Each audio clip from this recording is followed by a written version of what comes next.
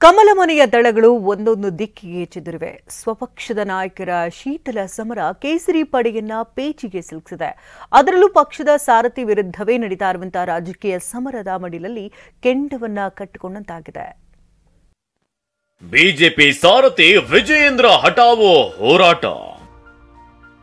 BJP ಅಂದ್ರೆ BSY ಅನ್ನೋ ಮಟ್ಟಿಗೆ ಯಡಿಯೂರಪ್ಪ ಪಕ್ಷಕ್ಕೆ ಅಡಿಪಾಯ ಹಾಕಿದ್ದವರು. ಆದ್ರೆ ಈಗ ಅವರ ಪುತ್ರನಿಗೆ ಬಿಜೆಪಿ ಸಾರಥಿಯಾಗಿದ್ರು ಮನೆಯೊಂದು ಮೂರು ಬಾಗಿಲಾಗಿದೆ. ಸ್ವಪಕ್ಷದವರೇ ವಿಜಯೇಂದ್ರ ಹಠಾವೋ ಹೋರಾಟ ಕೈಗೊಂಡಿದ್ದಾರೆ.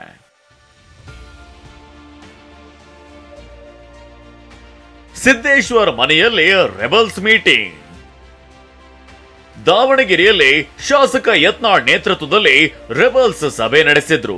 ಒಂದು ಕಾಲದಲ್ಲಿ ಬಿಎಸ್ವೈ ಪರಮಾಪ್ತರಾಗಿದ್ದ ಮಾಜಿ ಸಂಸದ ಜಿಎಂ ಸಿದ್ದೇಶ್ವರ್ ಅತಿಥಿ ಗೃಹದಲ್ಲಿ ರಹಸ್ಯ ಮೀಟಿಂಗ್ ನಡೆದಿದೆ. ಪ್ರತಾಪ್ ಸಿಂಹ, ಶಾಸಕ ಹರೀಶ್, ಸಿದ್ದೇಶ್ವರ್ ಪತ್ನಿ ಗಾಯತ್ರಿ ಸಿದ್ದೇಶ್ವರ್ ಸಭೆಯಲ್ಲಿ ಪಾಲ್ಗೊಂಡಿದ್ರು.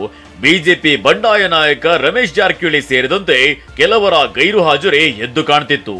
38 ಮಂದಿ ಹಾಲಿ ಮಾಜಿ ಸಂಸದರು, ಶಾಸಕರ ತಂಡ ಮಾಡಲಾಗಿದೆ. ಆಯಾ ಪ್ರದೇಶದಲ್ಲಿ ಸಭೆ ಮಾಡಿ ಪಕ್ಷದ ಕಾರ್ಯಕರ್ತರನ್ನ ಜಾಗೃತಗೊಳಿಸುವ ಬಗ್ಗೆ ಸಭೆಯಲ್ಲಿ ತೀರ್ಮಾನಿಸಲಾಗಿದೆ.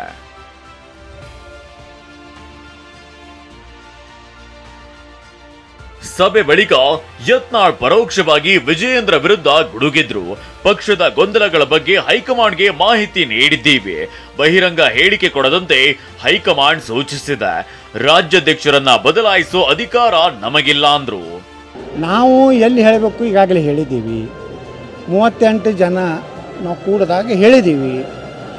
ಮುಂದಿನ ಕ್ರಮ ತಗೋದು ಹೈಕಮಾಂಡಿಗೆ ಅಧಿಕಾರ ಐತಿ. ಅವರು ಏನು ತಗೋತಾರೋ ಅದಕ್ಕೆ ನಾವು ಬದ್ದಿರ್ತೀವಿ. ನಾವು ಬಹಿರಂಗವಾಗಿ ಮಾತಾಡಬೇಡ ಅಂತ ಹೇಳ್ಯಾರ. ನಾವು ಬಹಿರಂಗವಾಗಿ ವಿಜಯೇಂದ್ರ ಏನು ತೆಗಿಯೋದಾಗಲಿ ಮುಂದುವರ್ಸೋದಾಗಲಿ ನಮ್ಮ ಕೈಯಾಗಿಲ್ಲ.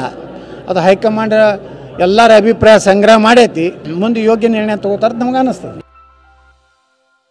ಲೋಕಸಭಾ ಚುನಾವಣೆ ಬಳಿಕ ಬಿಜೆಪಿಯಲ್ಲಿ 2 ಗುಂಪುಗಳಾಗಿವೆ.